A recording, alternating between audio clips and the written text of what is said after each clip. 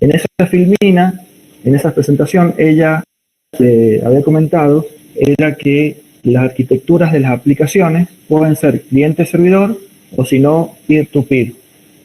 Y de hecho la mayoría de las que vimos, todas las aplicaciones que hemos visto, son con arquitectura cliente-servidor.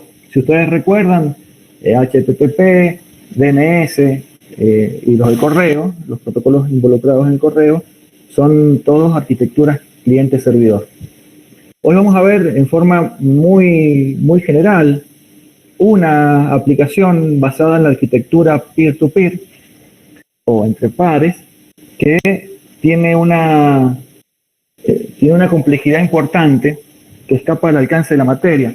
Pero vamos a verlo a nivel, como dije, general, como para que entendamos el funcionamiento de una aplicación de este tipo y con esta arquitectura.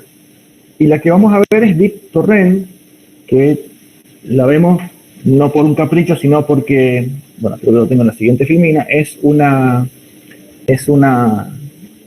bueno, acá no, pero BitTorrent es una aplicación que es un protocolo, digamos, de código que si bien es propietario de una empresa, lo abrió, es un código abierto, digamos, y cualquiera, lo mismo que dijimos antes, cualquiera que tenga las especificaciones, en este caso no están en la forma de una RFC, pero cualquiera que entienda esas especificaciones las puede llegar a programar. Bueno, antes que nada vamos a recordar algo de lo que había dicho Marité en esa clase que yo les mencionaba recién, cuando ella hablaba de peer-to-peer. Yo acá hago una comparación versus peer-to-peer versus cliente-servidor. Recordemos que en cliente-servidor siempre teníamos un host activo que era el servidor, que era el que hacía aperturas pasivas, ¿se acuerdan? Y que estaba siempre dispuesto a ser contactado por los clientes. Otra de las características era que los clientes, en esta arquitectura, en cliente-servidor, los clientes entre ellos no se comunican, sino que la comunicación es del cliente hacia el servidor o del servidor hacia el cliente. Pero nunca se comunican los clientes entre sí. Otra característica es que en este tipo de arquitectura el servidor es fácil de encontrar. Recuerden ustedes que a través de DNS, por ejemplo, sabiendo un nombre de un host y el nombre del dominio, entonces no hay ningún problema en encontrar el servidor. Y en general, las arquitecturas de servidor, el lado de servidores utiliza grandes centros de datos, o servidores muy potentes, o grandes centros de datos, o, como en el caso de DNS, centros de datos distribuidos. Lo que implica necesariamente una infraestructura compleja para ese tipo de centros de datos. Y finalmente, este tipo de arquitectura no es autoescalable. Digamos que un servidor no crece porque sí, fruto del funcionamiento. Si crece es porque se le agregan capacidades, pero no son capacidades que surjan a partir del propio funcionamiento. Quizás en DNS podríamos tener una excepción. Pero en general, las arquitecturas cliente-servidor no son autoescalables. Bueno, y a la derecha tenemos las características, tratando de compararlas con las que he mencionado recién, de los sistemas de peer-to-peer o sistemas entre pares. La primera dice que los pares no siempre están activos, porque los pares, ¿quiénes son? Recuerden que Marité les había dicho que los pares por lo general son PC de usuarios. Cuando hablemos acá de pares, nos referimos por lo general a PC de usuarios. Y esas no están, esa del usuario la dejó prendida hoy para mañana, pero mañana se levantó y la apagó, porque necesitaba hacer otra cosa, o era una notebook y la llevó a otro lugar y se desconectó. Entonces no siempre están activos los pares, al contrario de lo que pasa en el cliente-servidor, donde el servidor está siempre activo. Por otro lado, tenemos que los clientes se comunican entre sí. En peer-to-peer, básicamente el nombre se refiere a eso. Es la comunicación entre los pares. Aunque, ya lo vamos a ver ahora abajo, acá está escrito en azul, hay veces donde hay excepciones, que los pares se comunican con un servidor. No hay IP conocida, Acá podríamos tener el caso de lo que les pasa a ustedes. Imaginen que ustedes están interviniendo en una comunicación entre pares con otros, y la IP de ustedes no es una IP conocida, porque lo más común es que sea una IP de una red privada. Entonces las IP no son conocidas. La infraestructura es simple porque no necesita servidores, entre comillas, digo, no necesita. Insisto, acá abajo en azul está escrito que hay veces que sí, pero la infraestructura básica son las computadoras de la gente, de los usuarios, de los pares. Y esta arquitectura sí es autoescalable, porque a medida que se van incorporando más usuarios a estos, o a medida que se van incorporando más pares, van a su vez aportando su propia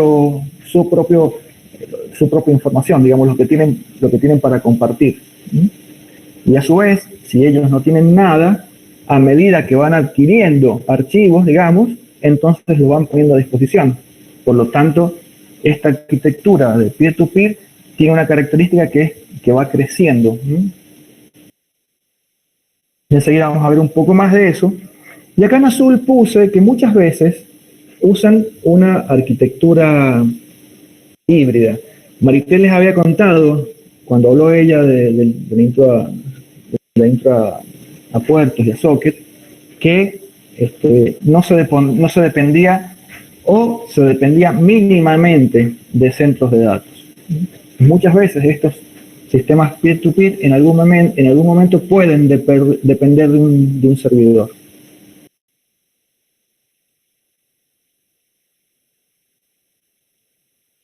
Bueno, acá nos vamos concretamente a BitTorrent.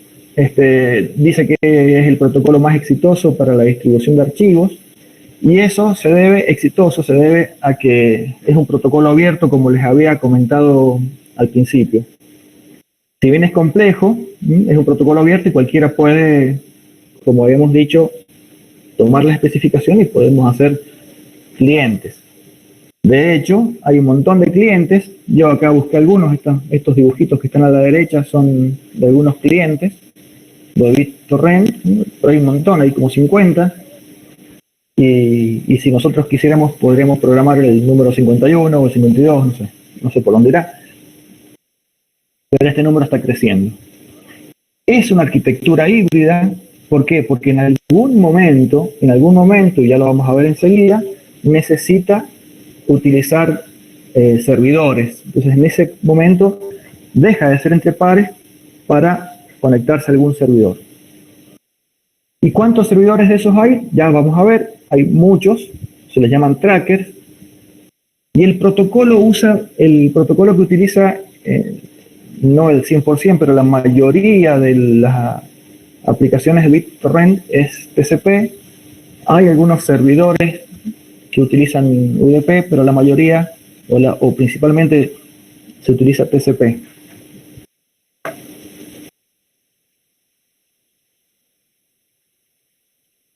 Bueno, ¿cómo funciona BitTorrent?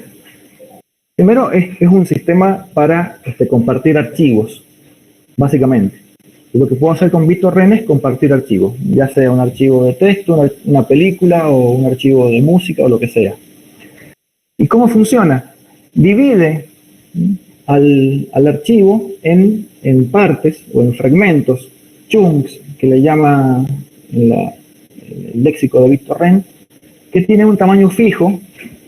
Son partes de 256 kilobytes cada una. Entonces lo que se hace es dividir un archivo en fragmentos de ese tamaño. Y los pares, que son recuerden que son los usuarios, acá está en este dibujito Alice, ella es una de las que está como par.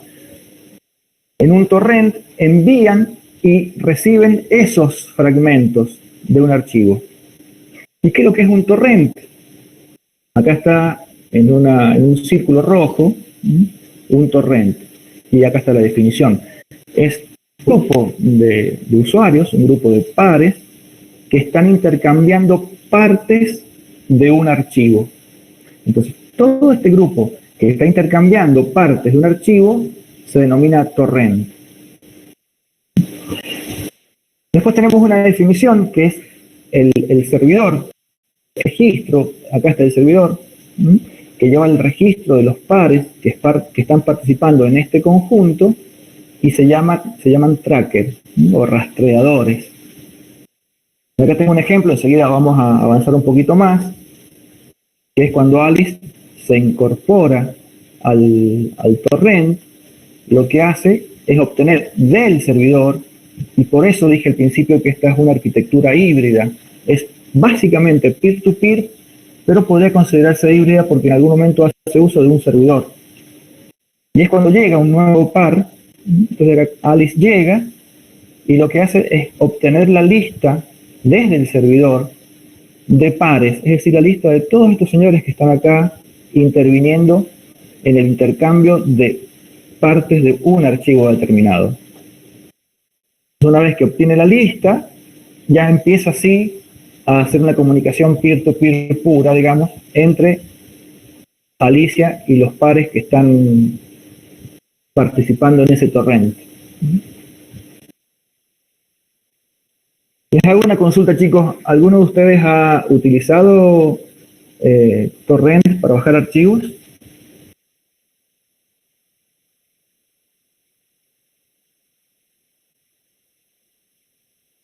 Bueno, genial. Entonces, no sé si sabrán que hay un problema que no tiene nada que ver con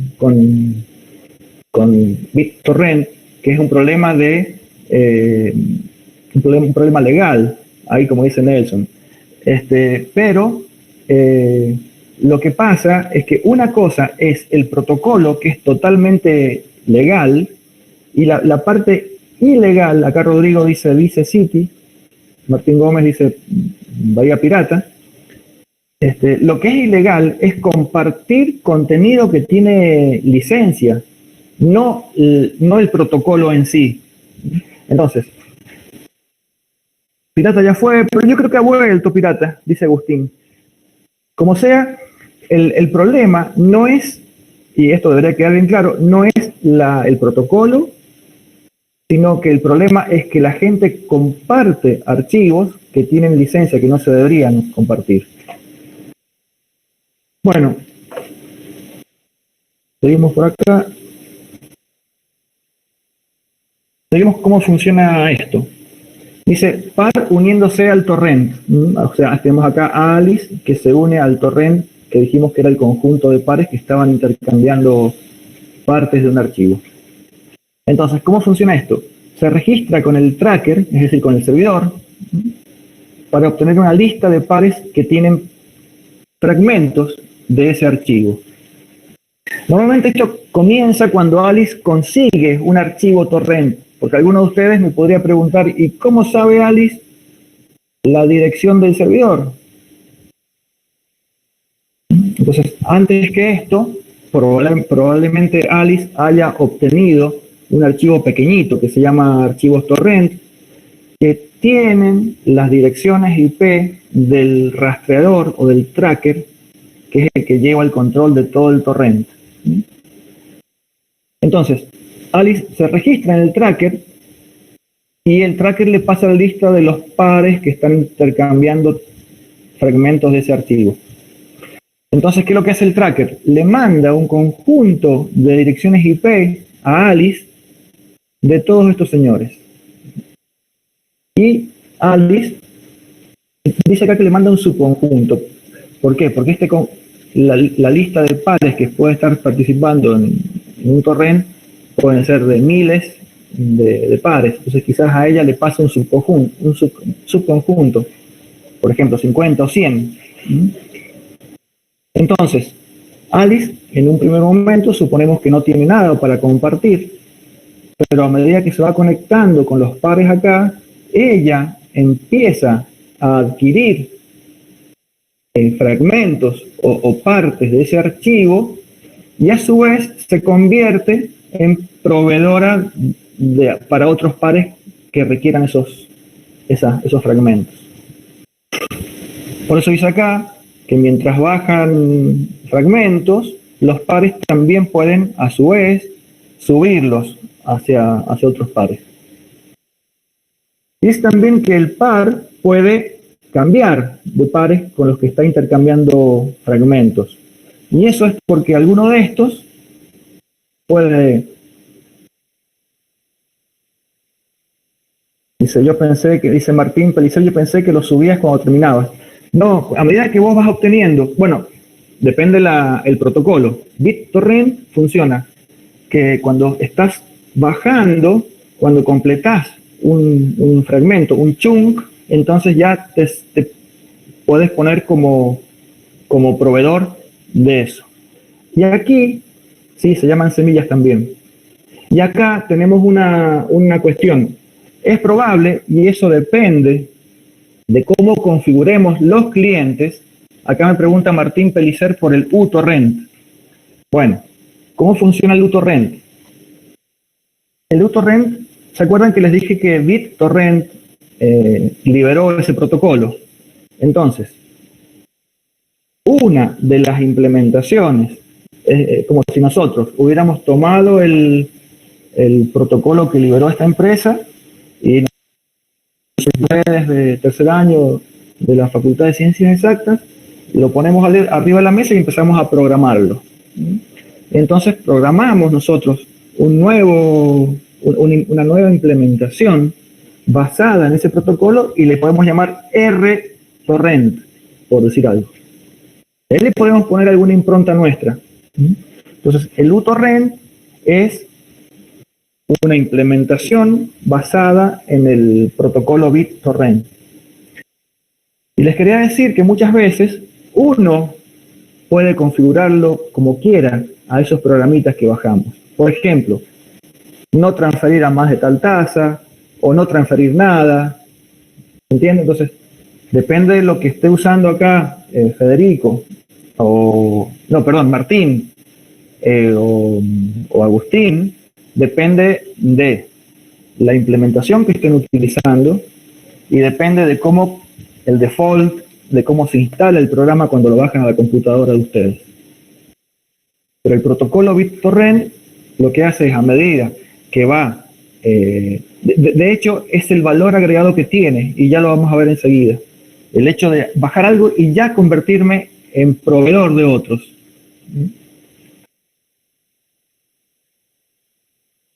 Bueno, estaba diciendo que alguno de estos pares eventualmente se puede ir a dormir, se le acaba la corriente y se le acaba la batería, se apagó la computadora.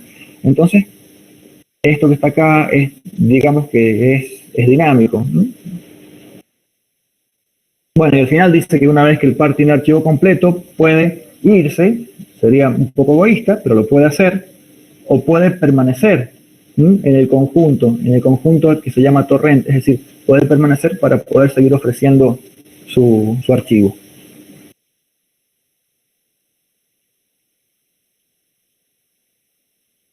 ¿Y cómo funciona cuando uno solicita y cuando envía fragmentos o chunks? Cuando solicita,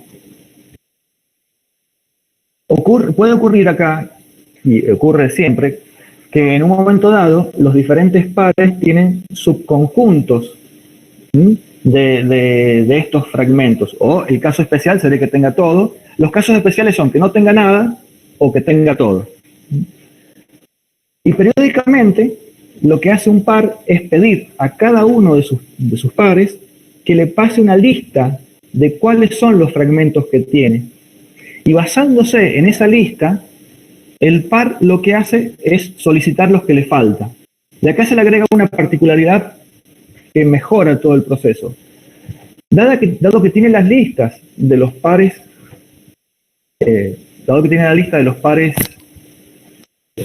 a los que está conectado en el torrent, es capaz...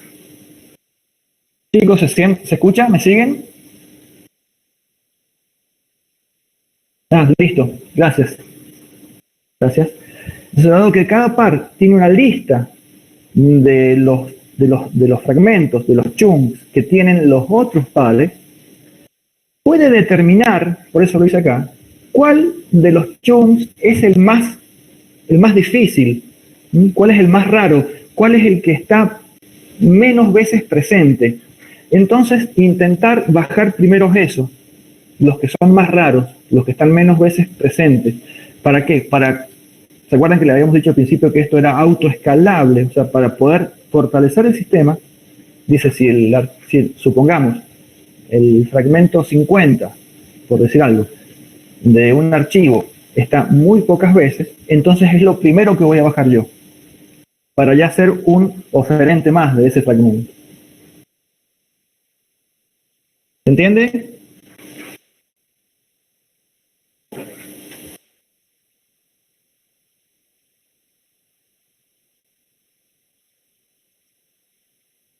Eso es cuando solicita fragmentos o chunks. ¿Y qué hace cuando envía? Es decir, cuando un par está sirviendo hacia otros. El par lo que hace es enviar fragmentos a 4 pares. Y acá este número 4 es lo que especifica el protocolo este. Pero no significa que alguien en un cliente pueda cambiar ese número.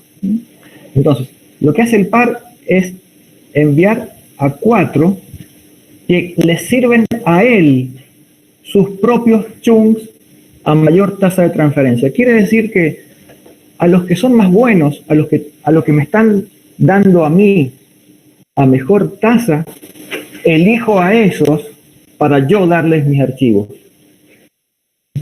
Y el resto los bloquea, dice acá. Entonces a los otros los bloquea. Entonces, si hay 10 que me están solicitando fragmentos a mí, yo de esos 10, los que a mí, si es que me están dando archivos a mí, o sea, fragmentos a mí, los que sean más buenos, entre comillas, los que me transfieran archivos a mejor tasa, es a esos a los que yo voy a elegirlos como los 4 beneficiados para yo subirle archivos a ellos. Y por el dinamismo que estamos diciendo que tiene, esto se revisa cada 10 segundos. Cada 10 segundos yo reviso, alguno se puede haber ido, entonces busco algún otro. Pero a su vez, y esto es una política para que el sistema también sea más óptimo, a su vez cada 30 segundos lo que hace, siempre ubiquémonos, estamos nosotros, supongamos un par, enviando fragmentos hacia otros pares. Cada 30 segundos lo que hace es seleccionar al azar otro par. ¿Recuerdan que estaba bloqueado? Los que me habían pedido a mí yo los bloqueé. Lo desbloquea y le comienzo a mandar chunks.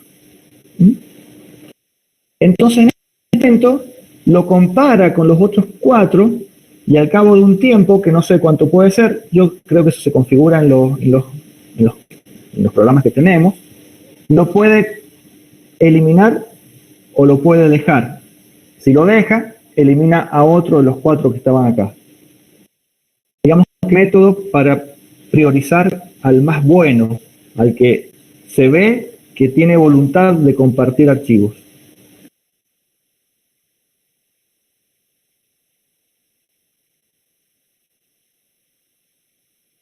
Bueno, no sé si quieren, ¿tienen alguna pregunta de BitTorrent?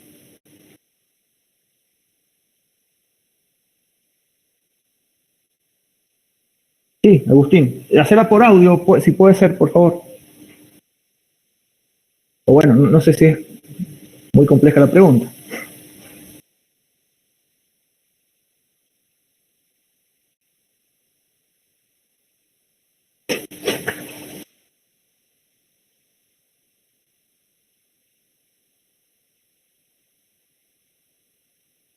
Agustín, esto es un programa, yo lo había dicho al principio, que está en capa de aplicación, estos programas están en capa de aplicación y utilizan TCP para comunicarse. Entonces, yo acá cometí el error de no mencionarlo. Por ejemplo,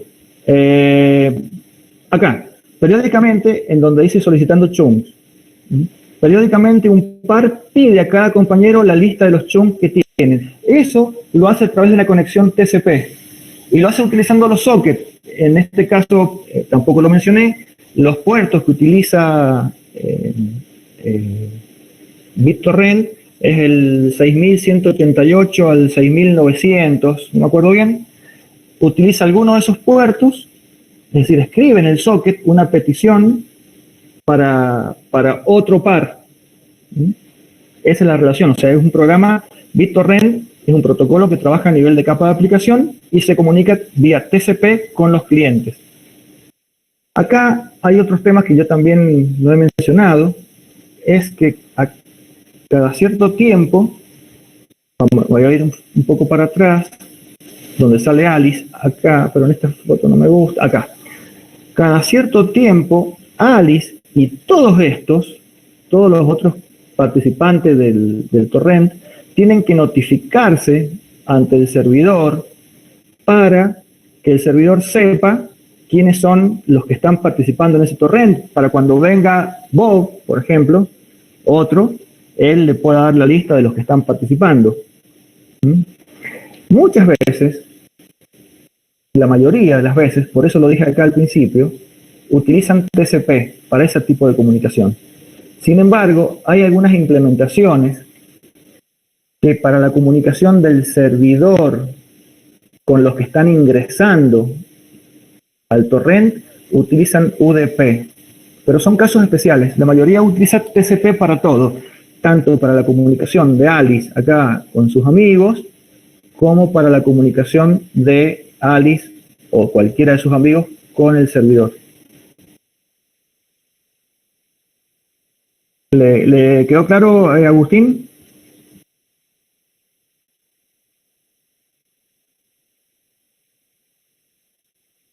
Bueno,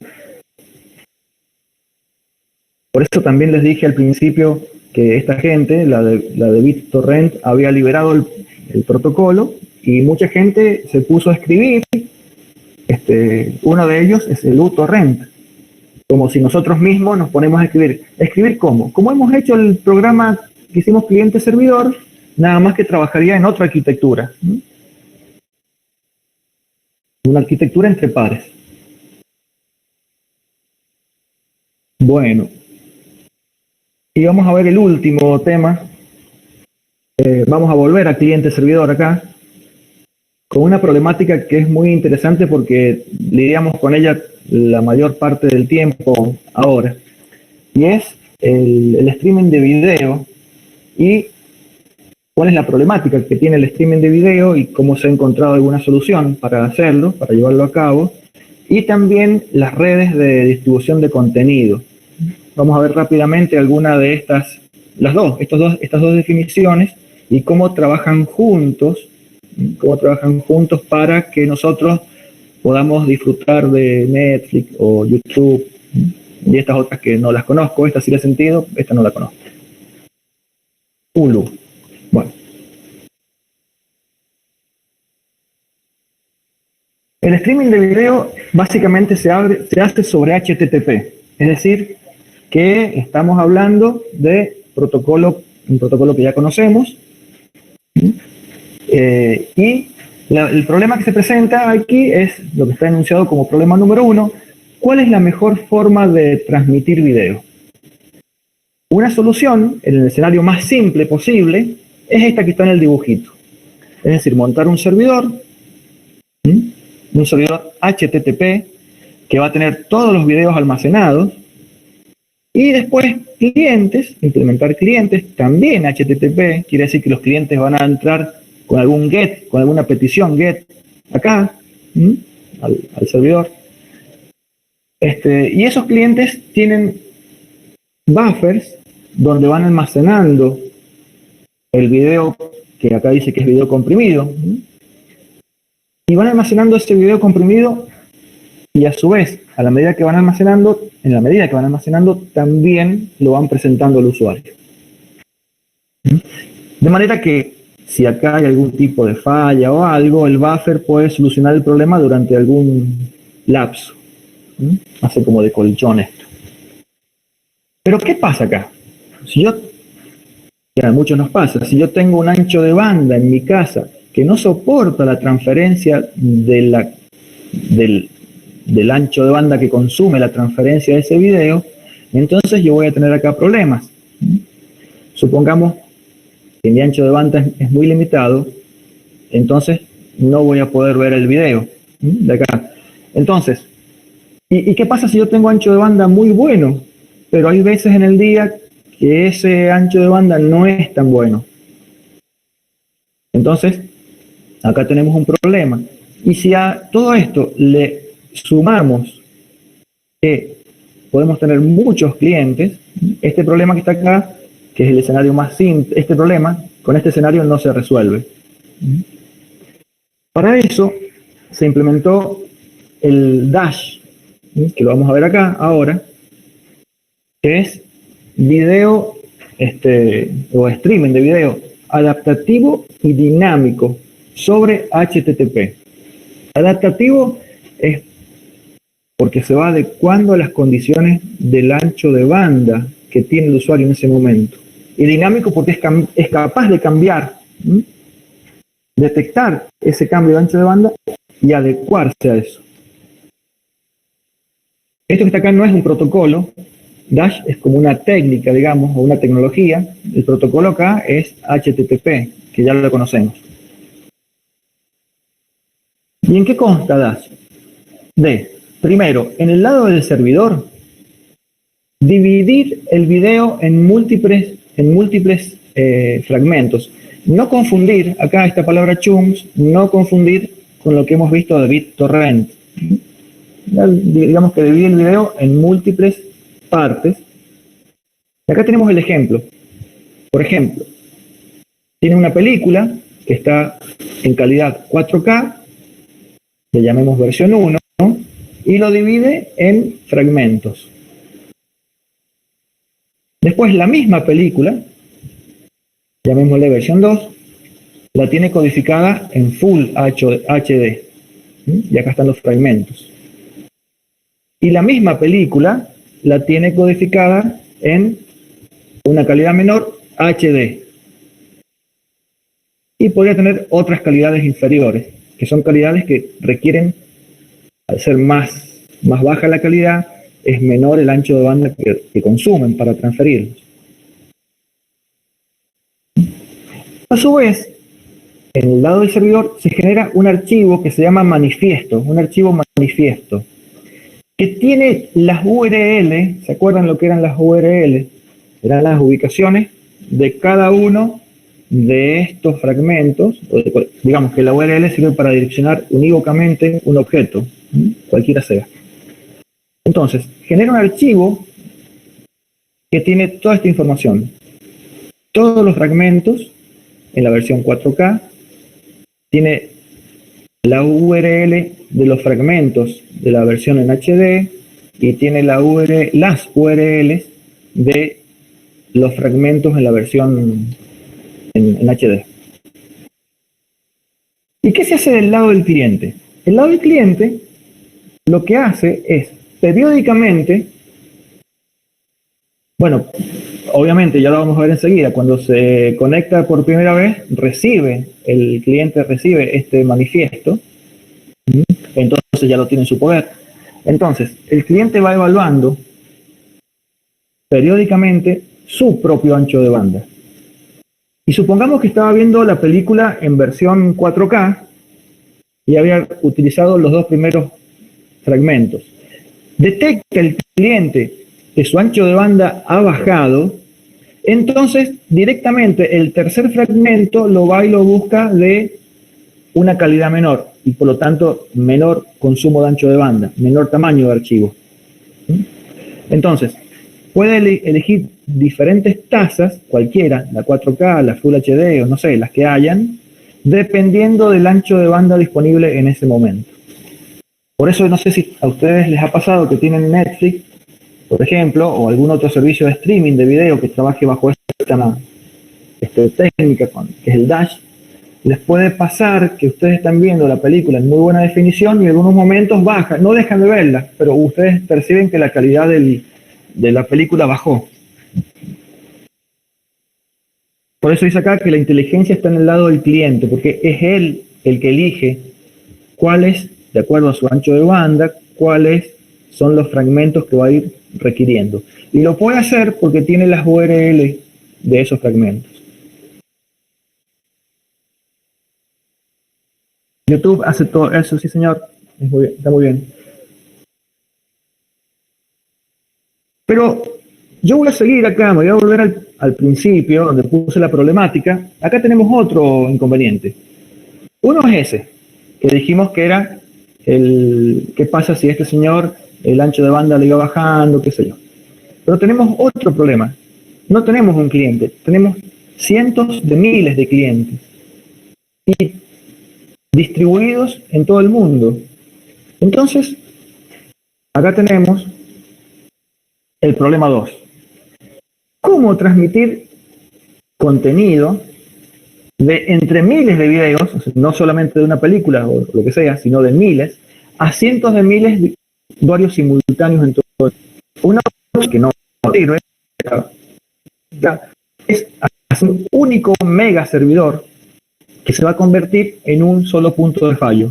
Si falla el servidor, entonces falla todo el sistema.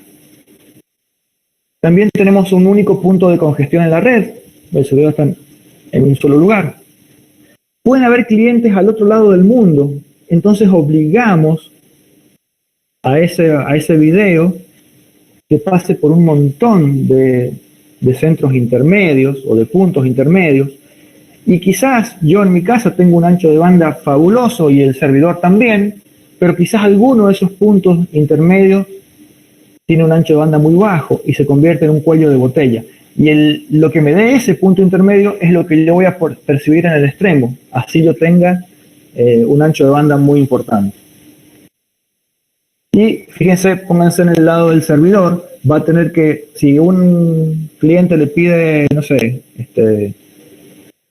Cenicienta, no sé qué películas puede ser, entonces le va a tener que mandar Cenicienta. Y si otro cliente en otro lugar le pide Cenicienta, otra vez mandar lo mismo por el mismo lugar. Y si otro cliente le pide Cenicienta, otra vez mandar lo mismo por el mismo lugar. Por eso dice acá que esta solución no sirve. ¿Y qué es lo que se ha hecho? Ahí surgen lo que se llaman las redes de distribución de contenido, que no es una solución solamente para el streaming de video, sino también para otros propósitos. Y consiste en almacenar y poner muchas copias de estas películas en diferentes lugares del mundo. Que por lo general, dice acá, estas redes pueden ser propias. Yo creo que, por ejemplo, Google tiene redes CDN propias, y si no lo tienen, pueden alquilar, que también ocurre, alquilar ISP locales. Yo no me acuerdo, pero estuve hablando con unos chicos de la provincia de La Rioja que tienen ellos tienen internet para todos, se llama La Rioja, y tienen un nodo muy importante, distribuyen a toda la provincia y demás, y ellos son CDN, es decir, le alquilan a no sé quién, le alquilan sus servidores, entonces ahí ponen contenidos ahí en La Rioja.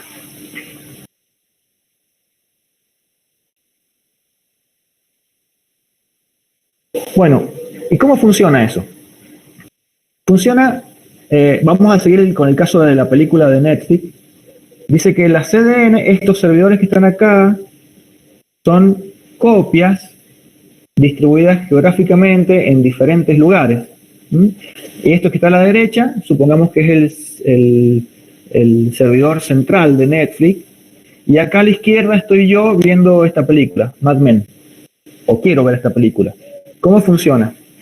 Esta filmina es del libro de Kurosa, está animada, es muy linda. Acá no se va a ver la animación, pero la vamos a seguir en una secuencia. Entonces, ocurre que acá estoy yo, que estoy pensando en ver esta película, y lo que hace la aplicación que está instalada en mi televisor es, primero, dirigirse a el sitio de Netflix, que está al otro lugar, en el otro lado del mundo, y el sitio de Netflix, lo que me pasa a mí no es la película, sino este archivo que habíamos hablado recién, que es el que tiene las URL a los lugares donde las tiene almacenadas y con las diferentes calidades, ¿no? Y eso, el archivo de manifiesto, es lo que devuelve hacia mi casa, hacia mi televisor.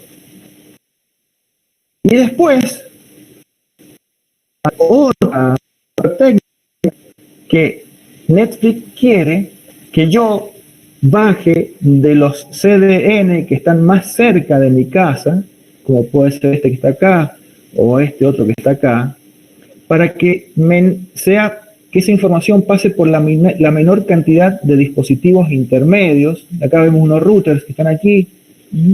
Entonces, no conviene que la película la baje de acá y que pase por todos estos dispositivos, sino conviene que la película la baje de estos CDN que están geográficamente más cerca de mi casa y la baje de acá.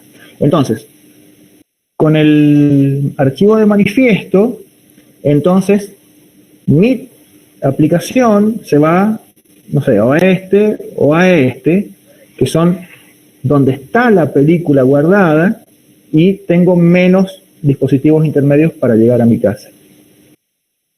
Probablemente también suele pasar que estos CDN no están con todas las películas. Si es la primera vez, entonces, supongamos que acá no esté Mad Men, yo mismo, haciendo el requerimiento de la película la primera vez, quizás genere que Netflix actualice con esa película este servidor que está más cerca de mi casa.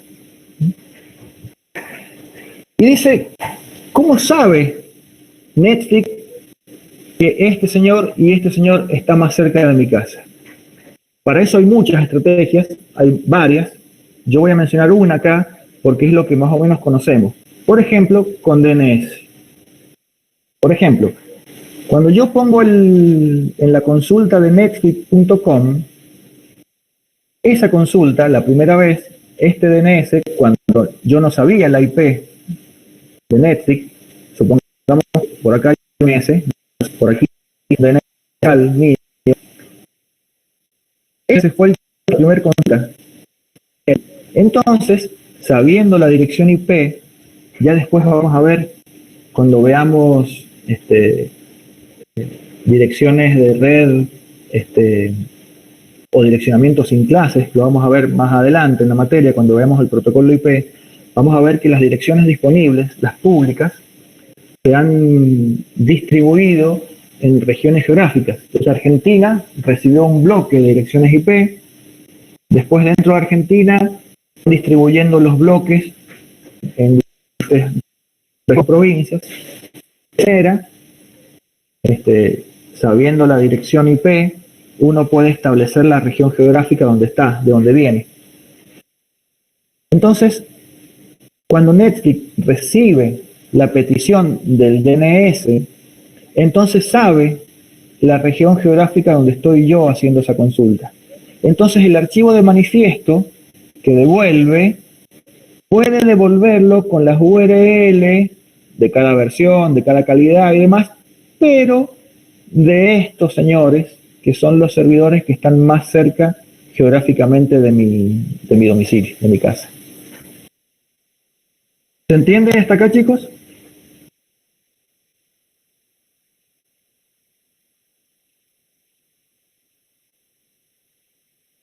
Buenísimo. Esto tiene un problema. Y ustedes que saben DNS, si yo uso un DNS acá, local, entonces mi DNS tiene un IP de la zona donde yo vivo. Pero ¿qué pasa si uso como DNS el 8.8.8.8?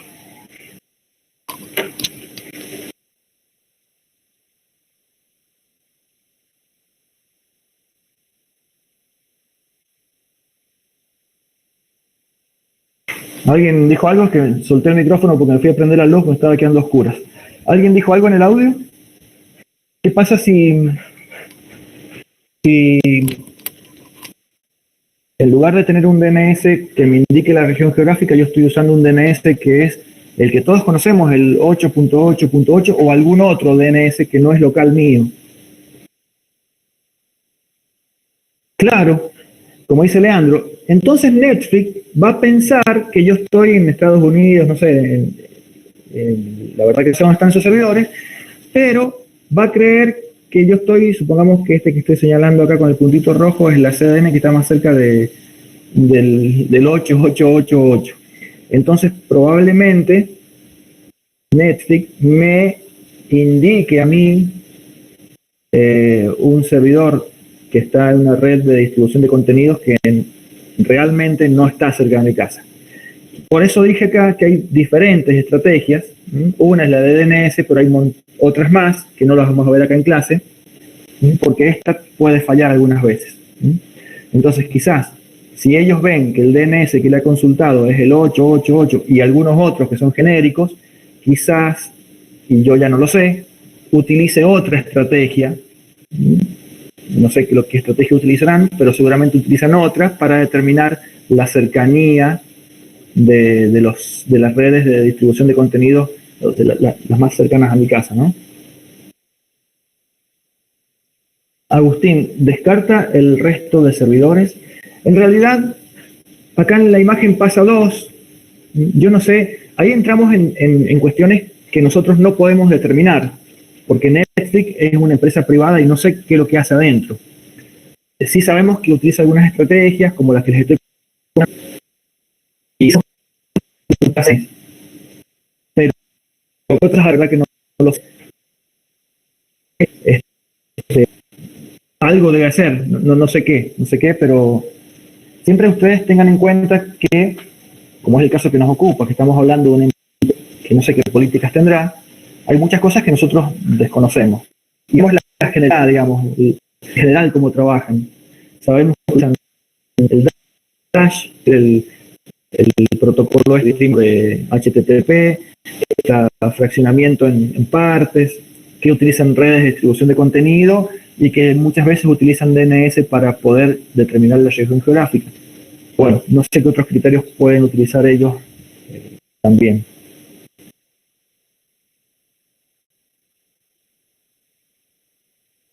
¿Alguna otra pregunta, chicos, de este tema?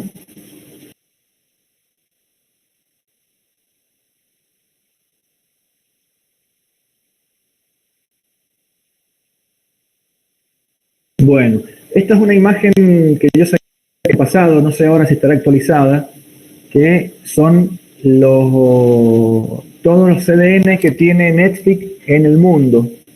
Entonces, por ejemplo, acá en Argentina, acá se ven, no sé si 2, el otro debe ser el que está en Uruguay. Entonces, probablemente si alguien de Argentina o de Chile quiere consultar o ver películas, probablemente sean redireccionados a estos que están acá, en el sur de Brasil, no lo sé, o en Chile o en mismo Argentina. Me llama la atención que acá, que en Rusia no hay nada, bueno, no lo sé. Supongo que esto acá dice que tiene 4.000 y algo servidores. No sé cómo será, pero probablemente esto esté actualizado ahora. Bueno, chicos,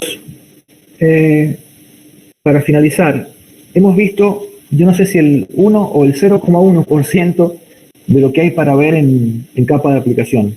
Hay infinidad de protocolos, muchos protocolos que son propietarios, un montón son públicos, y nosotros nos hemos limitado a ver 3 o 4, nada más que para que tengamos una idea y sepamos dónde estamos parados en este modelo de capas, y saber cómo funcionan algunos.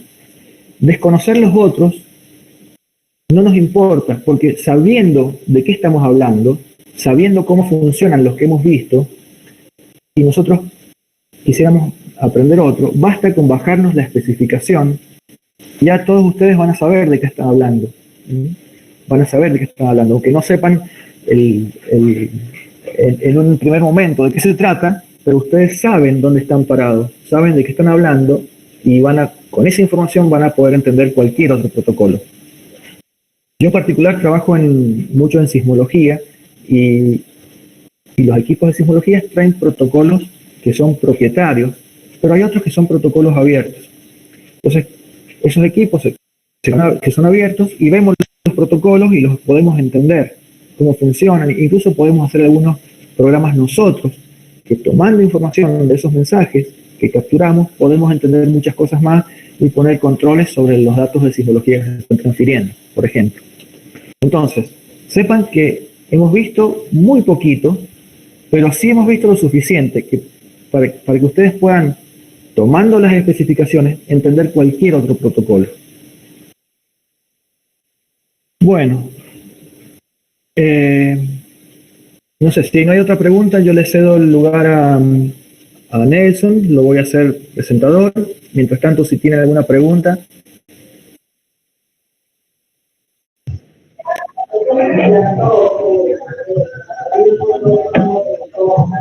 Bueno, muchas gracias, chicos. Le cedo la presentación a Nelson y nos estamos.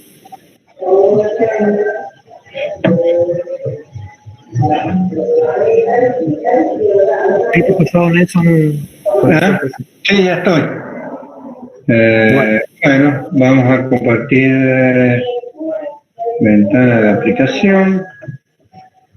Bueno, yo me quedo acá en línea por cualquier motivo hasta que termine la clase, Nelson. Bueno, gracias. Sí, no es tanto, pero bueno, vamos a tratar de empezar. Va a ser mis ojos o vean por audio, porque ahora estoy en pantalla completa. Perfecto, yo te aviso cualquier cosa.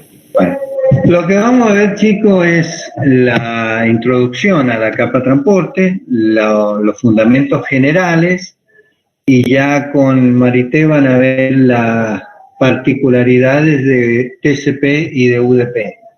Al principio alguna frase célebre o como para pensar, lo que dijo Gandhi: cuida tus pensamientos porque se convertirán en tus palabras, cuidan tus palabras porque se convertirán en tus actos. Ahora no voy a poder mentir. Cuida tus actos porque se convertirán en tus hábitos, y cuidan tus hábitos porque se convertirán en tu destino. Bueno, siguiendo con esto, vamos a ver lo que vamos a tratar ahora. Básicamente, la introducción a la capa transporte, que ya sabemos medianamente cómo funciona, los servicios de la capa transporte, que es lo que es la multiplexación y la desmultiplexación, que esos temas, medianamente lo han trabajado con Marité cuando están haciendo la aplicación. Control de flujo, que es lo que es ventana deslizante, que es una optimización del envío de los datos. Y por último, la diferencia entre la capa de red y la capa de transporte. ¿Cuáles son las diferencias? Bueno, sabemos que tenemos dos protocolos en Internet, UDP y TCP, pero vamos a ver qué es lo que trata la capa de transporte. La capa de transporte ya sabemos que es una comunicación lógica entre procesos de aplicación en máquinas diferentes. O sea, lo que dio Marcelo, ¿se acuerdan? Todos los protocolos de la capa de aplicación, esos deben ser transportados los datos a través de toda la red. ¿Quién hace esa comunicación lógica de la capa de aplicación de todo lo que vieron con Marcelo? Lo hace la capa de transporte. La capa de transporte es simplemente en los extremos de la comunicación y nos aislamos. O sea, existen 10 redes en el medio, 20, estamos una computadora al lado de otra.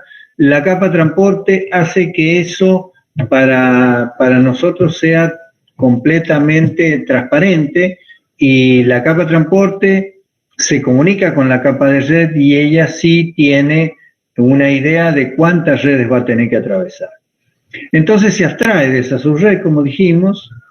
Hay una diferencia con la capa de red, que la capa de red tiene una comunicación lógica entre los hosts, que dijimos, en realidad es contra la interfase que tiene el host, que sería una placa de red, por ejemplo. Nos comunicamos con ese host, pero la capa de transporte nos va a comunicar el proceso, es decir, que a esa dirección lógica del host, que va a ser una dirección IP, le va a agregar un puerto, como ya vimos, y de esa manera nos va a hacer una comunicación entre los procesos.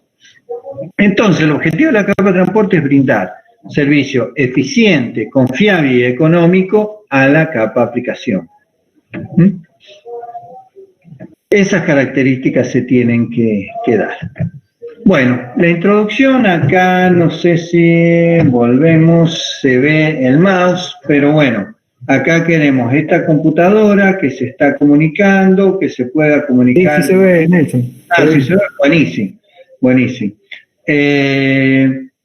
La capa de transporte lo que hace es como si yo tuviera una comunicación directa entre uno y otro, la capa de aplicación hace uso de esa capa transporte y todas las subredes por las cuales pasó, por ejemplo, puede haber pasado por acá, por esto, el ISP regional, después venir a esta red local, hasta que llega a esta otra máquina, directamente la capa transporte me lo aisló completamente, ¿no?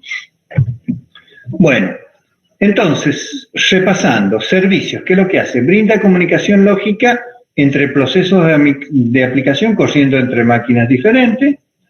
Los protocolos de transporte corren en los extremos, es decir, que en los routers y en los switches no vamos a ver corriendo capa transporte. En el caso general, ya vamos a ver que hay casos muy particulares, después lo vamos a ver en ruteo, cuando ruteamos el ruteo exterior, pero hasta ahora vemos que solamente corre en los extremos. Por ahora manejemos esto, solamente corre en los hosts. Por lo tanto, los routers no tienen capa transporte. El lado emisor genera segmentos a partir de los mensajes de aplicación y los pasa a la capa de red. El lado receptor recibe los mensajes, los segmentos de la capa de red y lo pasa a la capa de aplicación. Y los protocolos, por supuesto, tenemos uno con conexión, que es TCP, y uno sin conexión, que es UDP. La capa de red es una comunicación lógica entre hosts y física entre nodos adyacentes. La capa transporte solamente es una comunicación lógica entre procesos ejecutándose en máquinas diferentes, lo que ya dijimos. Y los routers, por ejemplo, implementan los protocolos de la capa transporte y de la capa aplicación. Y acá estamos viendo directamente la resolución de la pregunta. No les voy a preguntar porque ustedes ya lo saben, yo sé que ya lo saben, pero acá tenemos la capa de red, la capa de enlace y la capa física que está en los routers o en los switches, pero bueno, en los switches está la capa de enlace y la física, y en los routers está la capa de red, pero no hay capa transporte ni capa aplicación. Bueno, los servicios prestados a la capa de aplicación son dos, con conexión o sin conexión. El sin conexión directamente se envía, se le agrega la cabecera de UDP y se envía sobre un datagram IP. Pero en el conexión tiene que permitir que cada extremo, la existencia del otro, o sea, que el otro extremo exista. Puede ser que exista físicamente, pero esté la máquina apagada, por ejemplo, o fuera de servicio, ¿no es cierto? Esté en mantenimiento, no esté conectado a la red, puede pasar cualquier otra cosa. Permitir la negociación de parámetros, esto ya lo van a ver después con Marité, pero la capa de transporte permite eso, negociar parámetros y permitir reservar recursos. Establecimiento de la conexión. Bueno, hay dos posibilidades. Una que sea activa, entonces manda del lado izquierdo es activo y del otro lado pasivo, o de ambos están como activos. Por ejemplo, si están activos, a pasivo le mando un SYN, por ejemplo, un servidor que esté esperando, el servidor me contesta con un SYN más una CK. Un SYN sería una desincronización, un segmento SYN que significa decir me quiero conectar, el otro le envía una CK para confirmarle y después le envía una CK y ya se establece la conexión. Del otro lado, cuando ambos son activos, por ejemplo, ambos están haciendo un chat o algo así, puede haber un SYN de los dos lados y por supuesto una CK de ambos lados. Y la liberación, ¿no es cierto?, se da mandando un fin y luego de un tiempo que pasa y el que recibe la notificación cierra todos los buffers y todo de la conexión y luego manda un fin diciendo, bueno, se acabó, se liberó la conexión. Por ejemplo, puede suceder que nosotros estemos conectados a un servidor y cerramos la conexión. entonces, o estemos leyendo el diario o algo así. Entonces directamente hacemos un cierre abrupto, no puede quedar ese socket abierto y por lo tanto luego de un tiempo perentorio, porque tiene que cerrar todos los buffers y todo, directamente me manda un fin diciéndome, bueno, ya se liberó la conexión. Más allá de que puede ser que yo acá ya esté inactivo, ¿no? Bueno, las primitivas de servicio que tenemos son listen, que se bloquea hasta algún proceso intenta la conexión, por ejemplo, el caso de un servidor que se levanta, ¿no? Entonces queda en espera la primitiva de servicio, que sería todo lo que ustedes han programado con los sockets, se bloquea hasta que espera alguna conexión.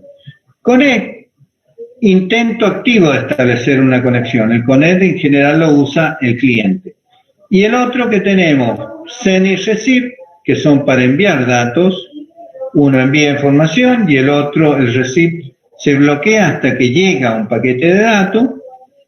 Y el disconnect cuando yo quiero desconectar la conexión. Bueno, servicios de extremo a extremo. Bueno, ¿qué es lo que tiene que hacer la capa transporte? Por eso van a ver después con Marité el caso particular de TCP, que tiene que resolver varios problemas. Tenemos que garantizar la entrega de los segmentos. ¿Por qué? Porque una de las características de Internet es tener una capa IP que es no fiable. Si nosotros tenemos una red donde decimos que es una red segura, que tenemos que garantizar la entrega en orden, un montón de cosas, y la capa de red no lo resuelve el problema, quien tiene que resolver el problema es la capa transporte. Entonces, la capa transporte tiene que garantizar la entrega de los segmentos. Es decir, si, es como si estamos jugando al fútbol, ¿no? Es decir, todos los defensores son perros, pero tenemos un excelente arquero. Bueno, más o menos eso es lo que pasa acá. La capa transporte vendría a ser ese gran arquero, entonces la capa de red pusimos a los más gordos, más duros, los que no andan ahí, y la capa de transporte tiene que resolver todos esos problemas. Bueno, tiene que garantizar la entrega de los segmentos. Debe entregarlo en el mismo orden que fueron enviados. Acordémonos que la capa de red manda datagramas. Los datagramas son, cuando llegan a un router, cada router lo analiza, su tablero de ruteo y lo respide. Por lo tanto, puede ser que no todos viajen por el mismo lugar. Puede ser que se corte una conexión momentánea por algún caso y puede ser que viajen por distintos lugares. Con lo cual puede ser que no lleguen en el mismo orden. La capa de transporte tiene que ordenarla. ¿Qué pasa si algunos temporizadores entran a fallar y se repiten algunas retransmisiones? Pueden aparecer duplicados. ¿Qué tiene que hacer la capa de transporte? Eliminar duplicados. Debe gestionar el flujo constante de bytes para que los bytes vayan fluyendo. O sea, ¿qué significa eso? Hacer la numeración y poder hacer que esos segmentos que vayan transportándose puedan mantener ese flujo constante. Debe realizar el control de flujo, que es lo que es, que podemos tener un receptor mucho más lento que un emisor y pueden perderse algunos segmentos. Por lo tanto, tenemos que tratar de lograr que eso no suceda. Fíjense todo el laburo que tiene la capa de transporte. La multiplexación de las conexiones. ¿Qué significa eso? Ya lo vamos a ver, pero básicamente es que cuando llega a un servidor que tiene muchos clientes, van a llegar hasta su puerta con su dirección IP. Ahí a través de las ports van a tener que entregarla a la capa aplicación, o sea, a la aplicación de la capa aplicación, vaya la redundancia, que sea la que está en esa conexión, digamos. Ya lo vamos a ver porque lo expliqué re mal. Bueno, controlar los errores también. Básicamente no todos los errores, sino errores de la capa transporte, ¿no? No se puede hacer cargo de todos los errores. Y enviar datos urgentes es otra posibilidad que tiene, pero que en la práctica prácticamente no se utilizan, pero es una posibilidad que lo tiene TCP, que podría llegar a utilizarse. Bueno, vamos a ver multiplexación y demultiplexación. Supongamos que tenemos la aplicación P3 que se está conectando con la aplicación P1. Podría ser que esta del medio sea un servidor web, pongámosle algo bien simple, que está, entonces alguien está leyendo o viendo ese servidor web o actualizando un formulario, lo que sea, mientras que P4 se conecta con otro servidor que hay acá, pongámosle que acá tiene un servidor de correo, se está conectando, o bueno, u otro servidor de otra cosa, porque el correo puede ser un poquito más complejo, como lo vieron con Marcelo. Entonces, ¿qué es lo que es el proceso de multiplexación y de multiplexación? Tenemos que la demultiplexación en el host receptor debe entregar los segmentos recibidos al socket correcto. O sea, cuando llegan acá, llegan a la capa de red con una IP. Tanto estos dos sockets llegan con la misma IP. Por lo tanto, debe tomar a través del port y decir, lo vamos a enviar al P1 porque este realmente viene de esta conexión, y acá lo vamos a enviar al otro proceso P2 porque viene de esta conexión. La multiplexación debe recolectar los datos de múltiples sockets, incorporando los headers después utilizarlo en la multiplexación. O sea que tenemos los dos casos, demultiplexar y multiplexar para enviarlos a la capa de red. ¿Cómo trabaja la demultiplexación? Un host recibe el datagrama IP.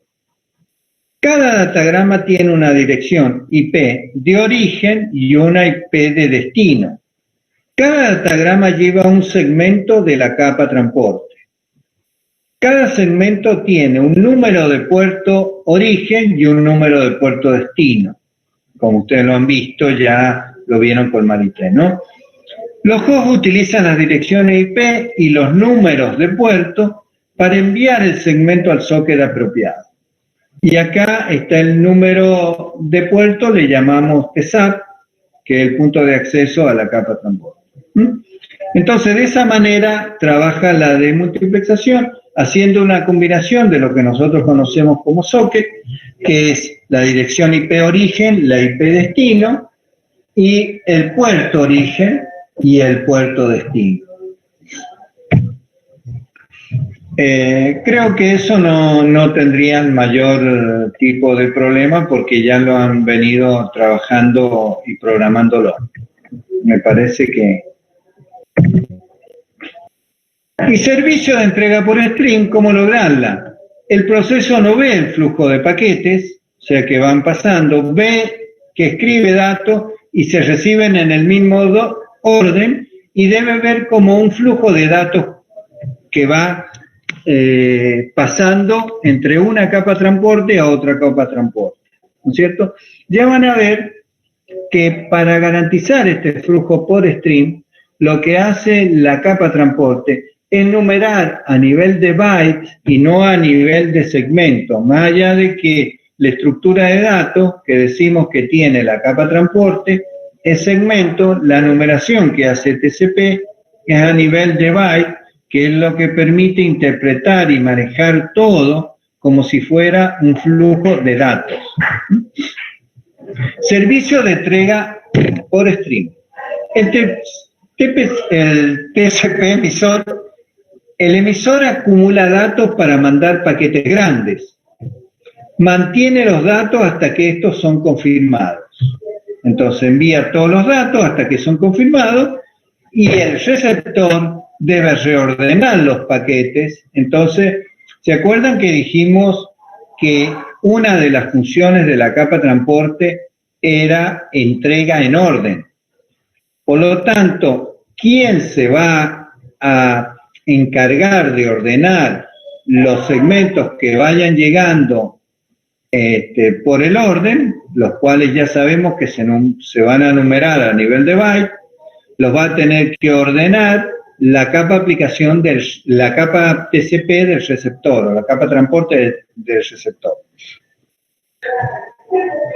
La aplicación puede ser que lee la receptora más despacio, con lo cual vamos a tener que tener un problema que se llama control de flujo. ¿Qué es lo que pasa en el control de flujo? Que puede ser que este buffer empiece a enviar, y o la capa de transporte empiece a enviar, y la capa de transporte receptora no pueda consumir a la misma velocidad. Entonces va a llegar un momento que se puede perder algún tipo de paquete. Entonces aquí hay un mecanismo que vamos a ver muy interesante, que se llama ventana deslizante.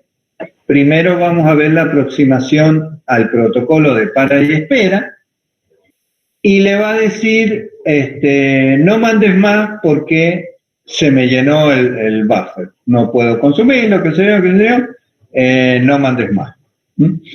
Pero primero vamos a ver el protocolo de para y espera.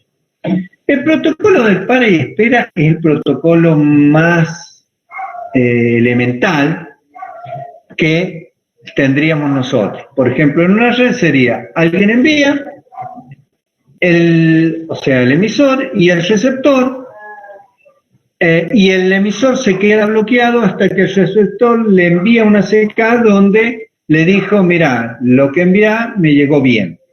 O la opción 2 sería, se me venció el temporizador y el emisor vuelve a reenviar las cosas. Entonces, lo leamos de nuevo a ver si lo expliqué bien. Enviamos un paquete y esperamos la respuesta. Y iniciamos un temporizador. Si recibimos una CK, ¿qué significa? Llegó bien. Entonces, ¿cuál enviamos? Enviamos el 2, enviamos el 1, ahora enviamos el 2. Si se vence el temporizador del 2, volvemos a reenviar el 2. Entonces, llamamos L al tamaño de paquete, S a la velocidad de transmisión del canal, y RTT, que va a ser algo muy importante que después lo van a ver con Marité más en detalle para el caso particular del TCP, es el retraso de propagación de ida y vuelta, y U, que es un valor que nos interesa, el nivel de uso del canal, ¿no? Entonces, supongamos que acá vamos a ver la eficiencia de Stop and Wait y ya lo vamos a comparar con ventana deslizante. Entonces, Stop and Wait o para y espera es lo mismo, que es envío el primer byte y acá envío el último byte del segmento. El tiempo es L sobre R. Veamos qué es lo que era L, si no se acuerdan. L es el tamaño del paquete y R la velocidad de transmisión del canal. Entonces, el tiempo L sobre R se envió el último byte. Viaja del emisor hasta el receptor, y el receptor que tiene que enviar. Supongamos que el mejor de los casos llegó bien. Llegó bien, bien, fiesta, che, llegó todo fabuloso, le mando el ACK. Fíjense, este tiempo es el RTT, que sería el tiempo que viaja, ida y vuelta a la confirmación. Bueno, sacando la cuenta, en este caso es para esos valores numéricos que puso, es para una conexión satelital. Quizás lo pongo para una capa Ethernet, Wi-Fi, estos valores van a cambiar. Pero en general, para el protocolo de para y espera, los valores son muy cercanos a esto, utilización del canal. Pueden estar un poquito más grandes, un poquito más chicos, pero básicamente el grado de utilización del canal es muy bajo, porque también varía este grado de utilización si L es más largo o es más chico, ¿no? Más grande o más chico el tamaño del paquete. Pero básicamente, ¿qué significa? Que la eficiencia es muy baja. O sea, fíjese todo el tiempo que tengo yo el canal sin usar. Entonces el protocolo de para espera o stop and wait es muy ineficiente. Entonces se le ocurrió los protocolos Pine-Light o los protocolos de ventana deslizante, que básicamente la idea es esta. En vez de enviar uno, ¡tuc!, y me envía otro, enviamos un montón y me van confirmando. ¿Ven? Entonces, estoy utilizando mucho el canal de transmisión, porque el canal de transmisión acá, fíjense, volvemos, este tiempo está muerto. Está muerto el emisor, ¿qué es lo que hace acá? Y bueno, qué sé yo, se cortan las uñas, se toma un mate, sale a pasear el perro y vuelve y todavía no llega el ACK, ¿no? Entonces, acá enviamos varios paquetes y van recibiendo las confirmaciones, ¿no? Hay dos mecanismos que llamamos a ver, go backend y repetición selectiva. Bueno, entonces, el pipeline, o esto de enviar varios paquetes a la vez, aumenta la eficiencia. Entonces envío varios a la vez. Envío el primero, envío el segundo, envío el tercero, y después voy recibiendo las confirmaciones, los ACK. En este caso, solamente enviando 3 para las mismas cuentas que dimos con los números anteriores. Como les digo, estos valores pueden cambiar si yo pongo otro tipo de tamaño, otro tipo de red, puede cambiar, pero lo importante es que enviando varios a la vez, aumenta en un factor de 3 la eficiencia. O sea que estos valores se pueden llegar a aumentar inclusive en función del RTT. Con lo cual lo hacen bastante más eficiente. Entonces hemos visto que enviar varios, en este caso sería segmentos, pero este mecanismo que estamos utilizando acá también lo utiliza la capa de enlace. Este mecanismo también utiliza la capa de enlace, lo ocupa la capa de transporte y lo ocupa la capa de enlace, con algunas diferencias notorias. Una de las diferencias notorias es que la capa de transporte, este mecanismo es mucho más sofisticado, porque yo del otro lado no sé si estoy comunicándome con una computadora que está al lado. Por ejemplo, ustedes pueden estar transfiriendo archivos entre dos computadoras, pongámoslo en el día, a una velocidad de 100 megabits por segundo, o quizás con una red de 1 gigabit por segundo, o nos estamos comunicando, saliendo por internet, por una conexión lenta, a un servidor que está, qué sé yo, en Japón, pongámosle. Entonces, la latencia que va a tener una comunicación y otra es diferente, y la capa de transporte en eso ya lo van a ver como ahorita. Estos mecanismos son bastante sofisticados. En cambio, en la capa de enlace, las tecnologías que comparte son las mismas, y es mucho más sencillo de armar este mecanismo, ¿no? Bueno, la ventana deslizante, ¿cuál es la idea? La idea es llamar a esto donde van a enviar varios segmentos, o si hablamos de la capa de enlace, varias tramas juntas, hasta que sean confirmadas, se llama ventana. Y esa ventana se va a ir desplazando en función de que me vayan confirmando, o sea, me van dando los ACK de que recibieron bien, y me los van, ¿qué es lo que hago con la ventana? Como que la voy empujando a la ventana. Entonces acá tenemos, en el emisor, tenemos enviados e inconfirmados. Por lo tanto, esos ya desaparecen de la ventana, porque ya me los confirmaron, ya están bien, ya desaparecen de la ventana. La ventana sería lo que yo tengo para enviar. En la ventana tengo acá los enviados en celeste, pero todavía, y los que se pueden enviar por el tamaño de la ventana. Acá decimos ventana anunciada por el receptor. ¿Qué significa? Lo que el receptor puede consumir. No puedo enviar una ventana de 1 millón porque el receptor en una de esas tiene buffer para un tamaño limitado.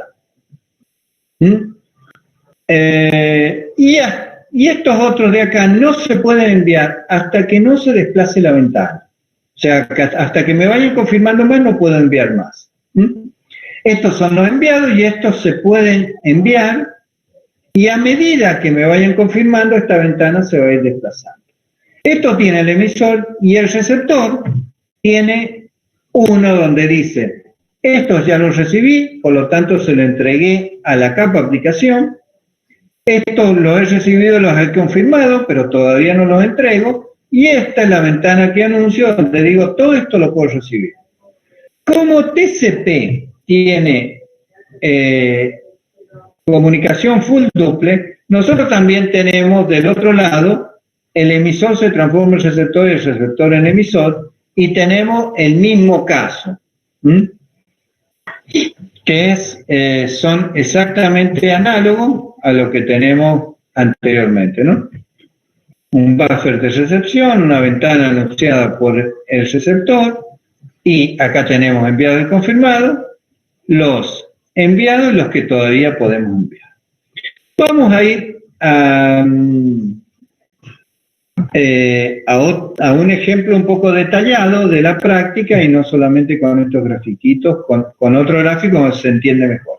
Bueno, ventana deslizante en TCP. Se reciben más confirmaciones, la ventana se desliza en el emisor y también se va a ir deslizando en el receptor, ¿no? A medida que vaya confirmando, el receptor se desliza y va anunciando, y el emisor también. Bueno, en función, chicos, de las capacidades que tiene el receptor, existen dos posibilidades. Una se llama Gutbagene y otra se llama repetición selectiva. Hasta ahí vamos bien, chicos. Marcelo, ¿alguna duda? Todavía no hay ninguna consulta. Ah, buenísimo. Está bien, no hay dudas, dicen chicos. Ah, bueno. Bueno, ¿quién que está cansado? No, profe. Bueno, tenemos dos posibilidades. Esto es en función de la capacidad que tiene el receptor. El Gutbag N o vuelta atrás N o la repetición selectiva. Básicamente, ¿qué es lo que es vuelta atrás N? Es, si se produce un error, porque en el ejemplo dijimos, bueno, el ACK es positivo, pero ¿qué pasa si falla uno? Voy a tener que retransmitir. Entonces, lo que hace estas dos posibilidades, tanto Gutbag N como repetición selectiva, es ver cómo voy a retransmitir los paquetes dañados o erróneos, como sea. Entonces, en Gutbag N, el emisor puede tener hasta N paquetes en la ventana. El emisor puede tener N para enviar, una ventana de tamaño N. El receptor solo envía ACK acumulativo. ¿Qué significa acumulativo? Que dice, te confirmo el 1, el 2, el 3, pero supongamos que el 3 es erróneo. Sigue enviando, es que como que se raya. El 3, el 3, el 3, el 3, y no pasa de ahí. No hace ACK del paquete si hay interrupción. O sea que si se dañó uno, se clava ahí el receptor y envía el ACK del último que recibió sano, digamos, ¿no? El emisor tiene un timer para el paquete más viejo no confirmado. Si ese timer expira, se retransmiten todos los paquetes. ¿Entienden? O sea, supóngase que yo envié hasta el 5, pero el 3 llegó dañado. Si llegó el 3 dañado, me envía el 2, me dice. El 2, el 2, el 2, el 2, pero yo envié hasta el 5. En Gutbag N, ¿qué va a tener que hacer? Me va a tener que enviar el 3, que recibí dañado, me va a tener que enviar el 4 y me va a tener que enviar el 5. En cambio, en la repetición selectiva, ¿qué es lo que pasa? El emisor también tiene N paquetes en el canal sin confirmar, el receptor envía el ACK individual por cada paquete. Es decir, supónganse que recibo el 1, el 2, pero el 3 fue dañado. Pero recibo el 4 bien, entonces me confirma el 4, me confirma el 5. Pero yo sé que el 3 lo he tenido dañado. Entonces el emisor mantiene un timer por cada uno de los paquetes no confirmados. Cuando el timer expira, solo envía los paquetes no confirmados. Acá lo vamos a ver, justo no leo aquí bien, pero bueno, cuando el timer expira en la repetición selectiva, lo que va a hacer el emisor es solo enviar los dañados, no envía todos. Entonces, volvamos, resumamos. El go back N, cuando falla un segmento o un paquete, digamos, ¿qué es lo que hace?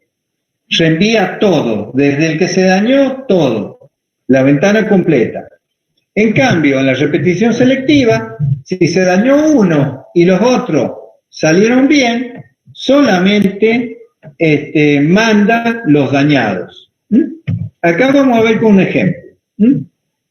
Suponete que tenemos una ventana n igual a 4. Tenemos 0, 1, 3, 4. Entonces enviamos el primer paquete, el paquete 0, el paquete 1, y el paquete 2 se pierde. Algo le pasa. Lo agarra el lobo porque está rojo, es Caperucita. O él llega. En go back N, ¿qué es lo que va a pasar? Yo le mando, el receptor le dice el ACK del 0, me llegó bien el 0. ¿Qué es lo que hace el receptor? El emisor, corre su ventana. ¿Por qué? Porque le dijo este muchacho que había estado bien. Esta es la ventana del... Fíjese que la ventana del emisor, hasta que no recibe ninguna confirmación, por más que haya enviado esto, queda marcada de esta manera, no puede correrse, porque la ventana es la que me va a decir cuándo puedo transmitir. Transmitir los 4 y me queda B. Cuando me dice, está el primero, el 0 no lo recibí, entonces ¿qué hago con la ventana? La corro. Entonces, ya la corrí, y le envío el 4. Porque el 4, fíjese, no lo podía, pero la ventana al desplazarla lo puedo enviar. Envío el 4. Después, ¿qué hago? Recibo el ACK del 1. O sea que el 1 lo llevé, el paquete 1, lo recibí bien. Entonces, ¿qué es lo que hace con la ventana? La desplaza. Por lo tanto, ahí ya puedo enviar el 5, que no lo había enviado. Lo envío al 5. Acá recibe el 3, pero ¿qué pasa? En go back N, que ya vamos a ver la diferencia con repetición selectiva, no puede almacenarlo porque le está faltando el 2, no le llegó. Entonces lo descarta directamente. Y envía el ACK del 1, que fue el último que recibió bien. Entonces le envía el ACK del 1. Este otro no puede desplazar la ventana porque es un ACK que ya lo recibió. Por lo tanto, como está numerado, todos los ACK están numerados, lo ignora por un duplicado. No puede hacer nada hasta que no vence el timeout, este tiempo, que está ya pautado. Cuando se vence ese tiempo, ¿qué es lo que hace? Dice, el 1 y el 2, me quedó la ventana así. Por lo tanto, ¿qué tiene que hacer? Reenviar toda la ventana. El 2, el 3, el 4 y el 5. Es toda la ventana que tiene. Y el proceso se vuelve a repetir al infinito. ¿Alguna duda, chicos?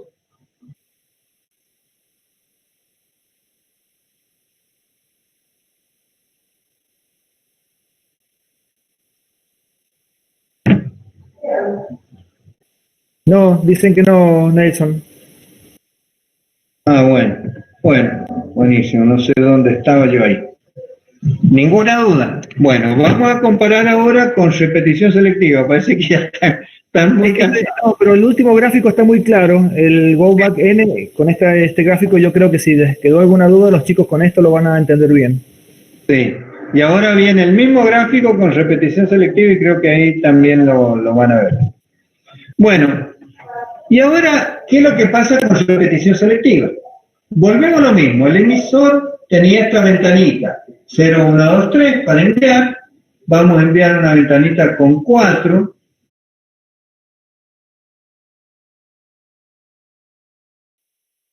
El paquete 2 se vuelve a perder porque el paquete 2 es el que siempre se la manda.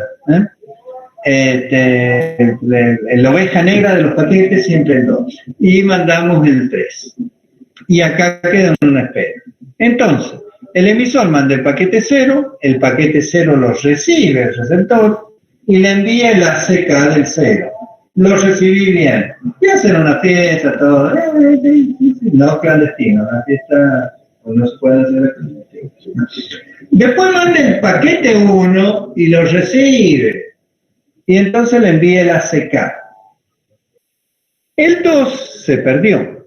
Se quedó ahí en el limbo, no llegó nunca, o lo agarró una tormenta en el medio, ese paquete, no sé, algo lo pasó, y mandaron el 3. Cuando mandan el 3, fíjense la diferencia, este recibe el paquete y lo almacena en el buffer, pero no lo puede enviar a la capa aplicación. ¿Por qué? Porque una de las funciones de la capa transporte es enviarlo en orden, y me está faltando el 2. Fíjense cuál es la diferencia, volvemos al anterior. ¿Qué pasaba cuando recibía el 3?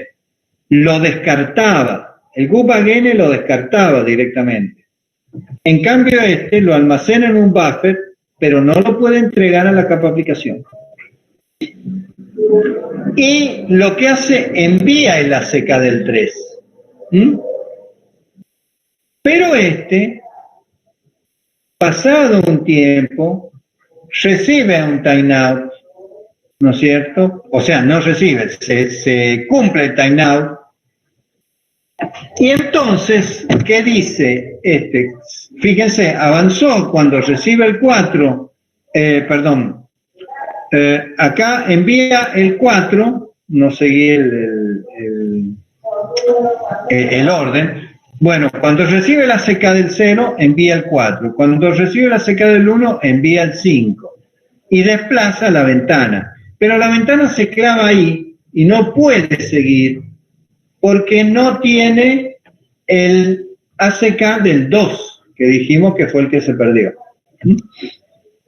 Vencido el temporizador, perdón, me la mandé, vencido el temporizador, acá, ¿qué es lo que hace? Envía el paquete 2. Y el receptor, fíjense que cuando recibe el 4, lo almacena en el buffer, de la misma manera cuando recibió el 3. Y envía la ACK del 4. Y acá lo almacena en el buffer al 5 y envía la ACK del 5. Entonces, cuando recibe el 2, entrega a la capa aplicación el 2, el 3, el 4 y el 5. ¿Y qué es lo que envía? El ACK del 2. Entonces, ¿qué es lo que pasa cuando el ACK arriba? ¿Qué es lo que pasa acá cuando arriba el ACK? ¿Qué les parece que va a pasar? El ACK del 2. Leo respuestas, Nelson. ¿Ah? Te leo las respuestas de los chicos y escriben algo.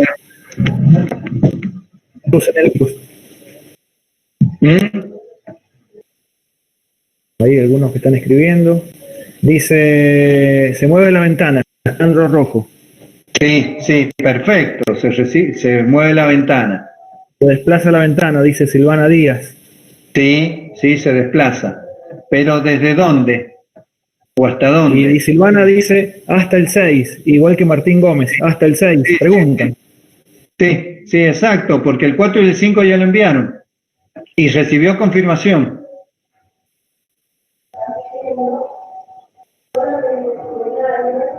¿Lo ven, chicos?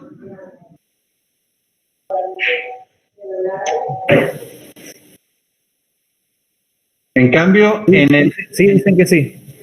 En el modelo anterior, fíjense que tenían que reenviar todos. Acá solamente reenviamos el 2 y cuando recibo la confirmación, ya he recibido la confirmación del 4 y el 5, por lo tanto, hago el desplazamiento de la ventana total de todos los que he confirmado. Y por último, y ya no molestamos más, la diferencia entre red y transporte es la confiabilidad. Las redes reales no son confiables y la capa de red de Internet, en particular IP, está diseñado, como dijimos, de mejor esfuerzo, que eso es como decir que Dios te ayude, y por lo tanto la capa de transporte, que ya van a ver un poco con Marité, que tiene mucha sofisticación. La sofisticación de la capa de red la van a ver en el SUTEO, pero no tanto en la capa de red en sí. En cambio, la capa de transporte trata de resolver un montón de problemas. El problema de congestión, el problema de control de flujo, el problema de llegar los datagramas en orden, son problemas que tiene que resolver la capa de transporte. Donde se ejecutan, la capa de red se ejecuta en el router y la capa de transporte se ejecuta en los hosts.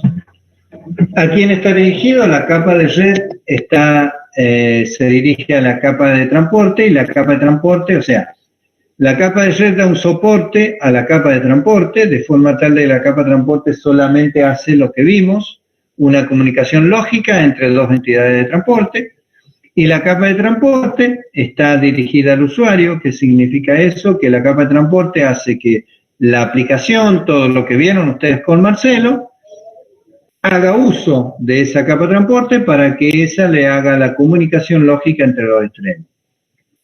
En cuanto a la comunicación, la capa de red es una comunicación lógica entre los hosts y la capa de transporte es una comunicación lógica entre los procesos. O sea, acá lo que estamos es descendiendo un poquito y viendo las particularidades. Con Marcelo vieron los detalles de la capa de aplicación, cómo funciona la capa de aplicación, y ahora vemos que si estamos en una red, esos datos tienen que ser transportados. La capa de transporte es la primera que me brinda una comunicación y es una capa que figura como una bisagra entre, le llamamos de la capa de transporte para arriba capas de usuario y de la capa de transporte para abajo le llamamos capas de comunicación, porque tienen que ver más con la comunicación y las otras con el usuario.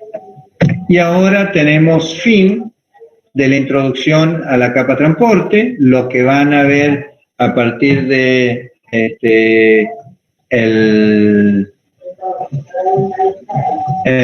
jueves con Marité va a ser ya los detalles específicos de TCP y los detalles de UDP. Ya le vamos a mandar por el chat, porque no le hemos enviado la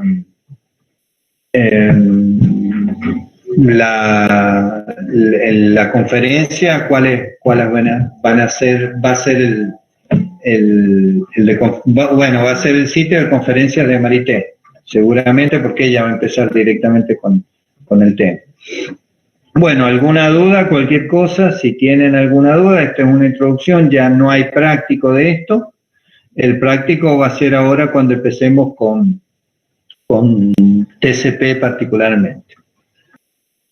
No sé si tienen alguna otra duda. Cualquier cosa, bueno, el jueves empezamos y si hay alguna duda, te dejamos unos minutitos para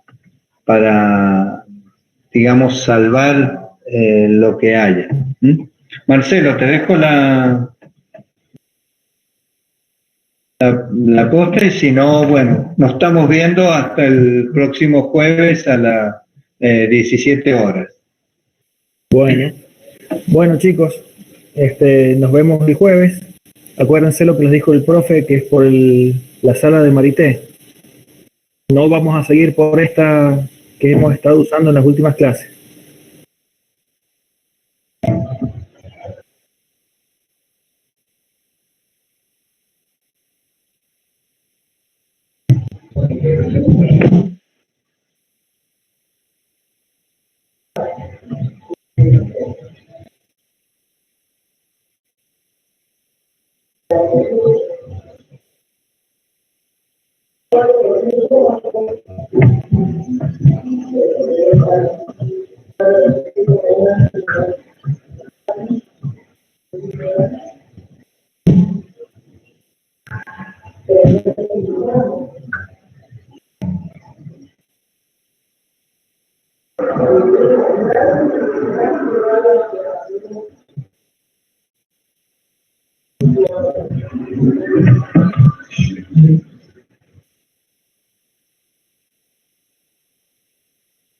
Bueno, van quedando 12 nomás. Debería decirle que ya había subido esto al... Ah, igual te avisa con un correo. No importa, lo van a ver cuando entre el clase. Lo que le voy a decir a Marité que organicemos